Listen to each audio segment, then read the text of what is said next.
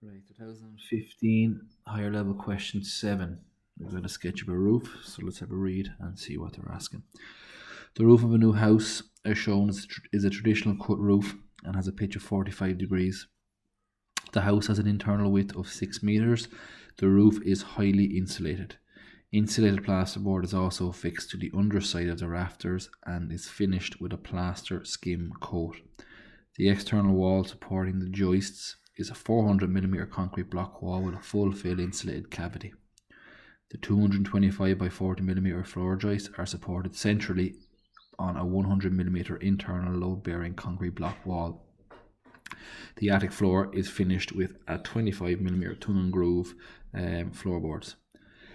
To a scale of 1 to 10, draw a vertical section through one half of the roof structure from eaves up to ridge, showing one external wall and one rafter length. Show the typical construction details from 500mm below the floor joists up to the ridge and include 3 courses of slates at the eaves. Include 4 typical dimensions of the roof structure. Part B, include on your drawing best practice design detail to ensure ventilation of the roof structure. Now, quite a bit of information there, but essentially we have the eaves detail of a roof, but we also have to go all the way to the ridge. So we have to go from this part all the way to the top. So keywords. The roof of a new house, as shown, is a traditional cut roof. That's important. This is traditionally cut. It's not got trusses, right? We have to draw the rafter and the joists of this individually. Has a pitch of 45 degrees, is a steep enough pitch. It's going to go quite high in our page. The house has an internal width of 6 meters. That's important. And the roof is highly insulated. Okay, we can add lots of insulation ourselves. Insulated plasterboard is also fixed to the underside of the rafters.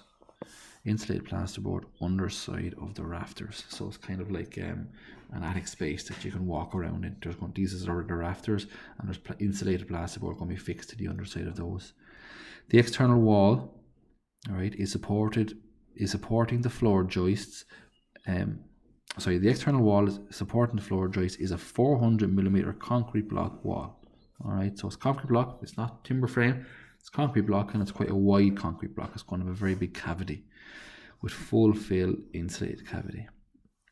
The 225 by 40mm floor joists are supported centrally, this is important, on a 100mm internal load bearing concrete block wall. So there's a wall in the middle here as well, supporting the joists that go across, which we have to draw. The attic floor is finished with 25mm tongue and groove floorboards. That'll be a simple thing just to add in at the end. To a scale of 1 to 10, draw a vertical section through one half of the roof structure. So one half. So we have to just draw this side of it. From eaves up to the ridge. So from the eaves up to the ridge. That's your eaves, that's your ridge. So we must include all of that. Showing one external wall and one rafter length. So we must show this wall and this rafter. We don't need to show that rafter or that wall over there. Show typical construction details from 500mm below the floor joist, so 500mm below here, up to the ridge, and include 3 courses of slates. Up to the ridge and include 3 courses of slates along here. Include 4 typical dimensions, and part B mentions just ventilation, which we can look at afterwards. So quite a bit of information there, but essentially we have a 400mm concrete block wall, a 45-degree rafter, a ridge, a joist, and plenty of insulation there again. So nothing new, but just a lot to take in and include. And also this middle wall has to be done. The question says that the internal width of this house is 6 meters. So from inside one wall to the inside of the other wall is 6 meters. That means when we're drawing our half, we have to go across 3 meters. So this is going to be quite a big drawing. It's going to cover a lot of space on the A2 page, especially the fact that it's quite a steep pitch on it as well. So we'll have a look at that. So it's important, very important here that we start low and to the left. So when we're doing a drawing like this, it's always good to start with your wall, as always, and kind of the eaves area. So I'm going to start down here. There's the bottom left of my page. I'm going to come in a little bit because over here we're going to have the gutter and the soffit and fascia and so on. So I'm not going to come in roughly about that far. Start drawing the wall. Now, it's a 400 millimeter concrete block cavity wall. So that means 100 mil there, 200 mil cavity, and the block is 100 millimeters again. Alright, so it's quite a big cavity there.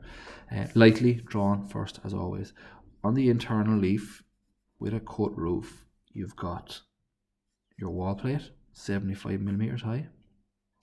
And before I actually position this external leaf, I'm going to draw the position of the rafter. So come in around that much on the wall plate and go off at your 45 degrees.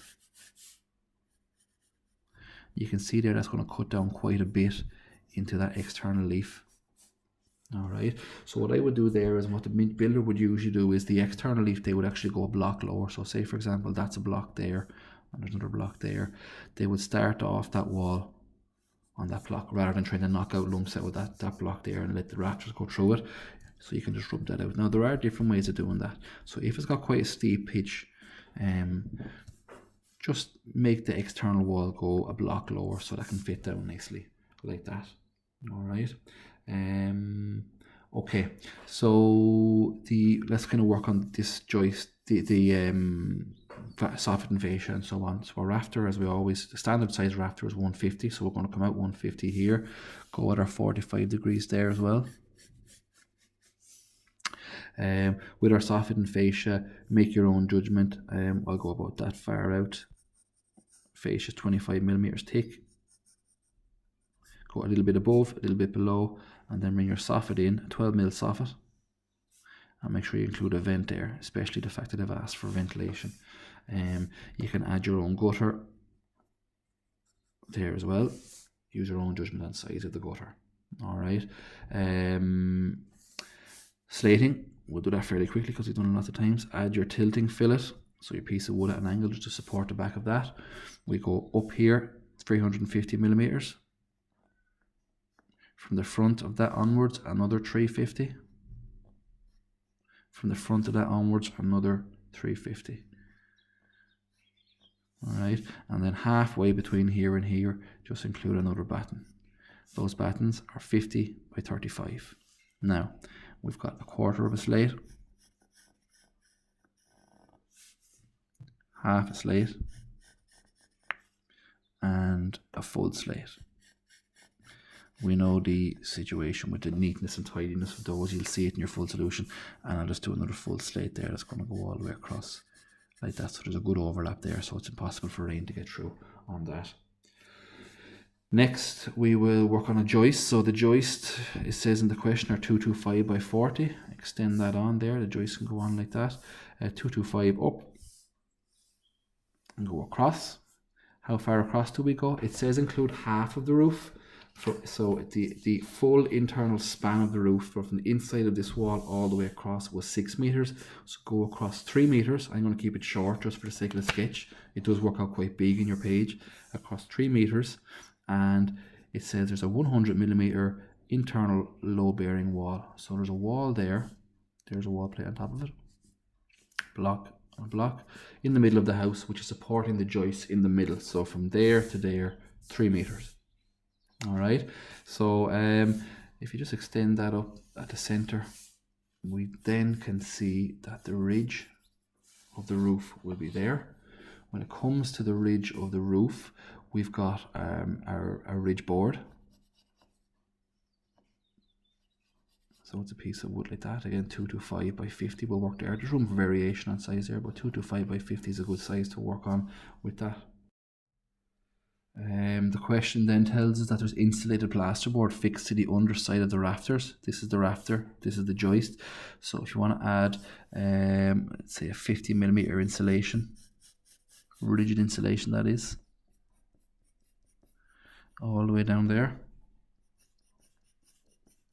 Again, it can take you quite a while to draw all those X's in place. So if your type of time, just a simple the other insulation logo will be fine. Now there's plasterboard on top of that. So it's insulated plasterboard fixed to the underside of the rafter. Alright, there's a 25 millimeter hardwood, tongue and groove hardwood floor, goes all the way across there. Simply done. And I'm just going to details to finish off here on that. There's insulation between the joists. Now, this insulated plasterboard should actually stop at the joist because floor level is there, so that would actually stop. So the hardwood floor will go across there, and that insulation will go across like this, so that actually needs to stop. So that's kind of like ground level upstairs, so that stops there. I'd put a cavity closer across there, 50mm cavity closer. Extend your insulation there. That sometimes can go all the way up around, but you've got insulation then inside here between all the joists. That comes all the way around and down there, so there's lots of insulation. Your ventilation is specifically asked for. An eaves ventilator around 600 or 700mm long, just allowing you to carry the air past this insulation so it doesn't block it. So about 30 by 700. It says in part B to indicate that, so a couple of arrows indicating the path of air up through there. It says it's a highly insulated roof, so if you want to add insulation between the rafters there as well, it'll probably be a good idea. You can see that insulation there's a bit shorter, so air can pass all the way up through that. Alright, so it's a quick effort on that there. There is roofing felt, which needs to go up along there underneath the slates, and there's DPC going to be underneath that wall plate there and there. We'll look at the final solution and see if there's anything forgotten about them. So you can see there it works out quite big on the A2 page, so make sure you start with plenty of space. There's the eaves detail. There's the joist going all the way across. There's the wall in the middle. You can see that the hardwood flooring is there. That's the rigid insulation again. It takes quite a while to do all that symboling up there, and it's a bit of a waste of time. So if you go up halfway even, it just shows that you've done it. There's the top. Okay, the slates only go up a couple of courses there, 3 or 4 courses of slates, and the arrows are showing that ventilation as well. Alright, you could add insulation between those rafters as well if you like. So have a look at that full solution there and have a go at that question.